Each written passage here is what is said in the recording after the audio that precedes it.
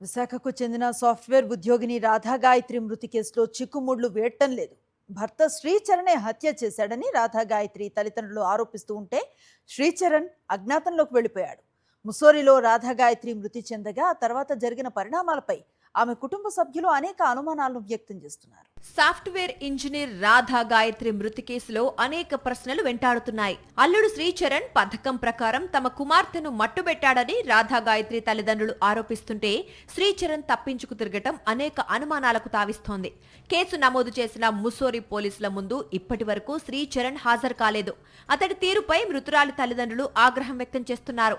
అల్లారు ముద్దుగా పెంచుకున్న తమ కుమార్తెను శ్రీచరణే హత్య చేశాడని వాళ్లు ఆరోపిస్తున్నారు. రాధా గాయత్రి కేసు విషయంలో ఆమె తల్లిదండ్రులు న్యాయం కోసం పోరాడుతున్నారు. విశాఖ సిపిని కలిసి అన్ని వివరాలు అందజేశారు. రాధా గాయత్రికి ఒకసారి లో బీపీ అని, మరోసారి బ్రెయిన్ స్ట్రోక్ అని శ్రీచరణ్ చెప్పిన మాటలు అబద్దాలని అంటున్నారు. శ్రీచరణ్ వ్యవహార శైలిపై తమకు మొదటి నుంచి అనుమానం ఉందని, అతడిది క్రిమినల్ మెంటాలిటీ అని ఆరోపిస్తున్నారు. తాము లేకుండా మృతదేహానికి పోస్ట్ మార్టం ఎలా చేశారని ప్రశ్నిస్తున్నారు. తమకు న్యాయం చేయకపోతే ఆత్మహత్య ఒక్కటే శరణ్యమని ఆ తల్లిదండ్రులు కన్నీరు మున్నీరవుతున్నారు. మరిన్ని అప్డేట్స్ కోసం ఛానల్ ను సబ్స్క్రైబ్ చేయండి. నోటిఫికేషన్స్ కోసం బెల్ ఐకాన్ పై క్లిక్ చేయండి.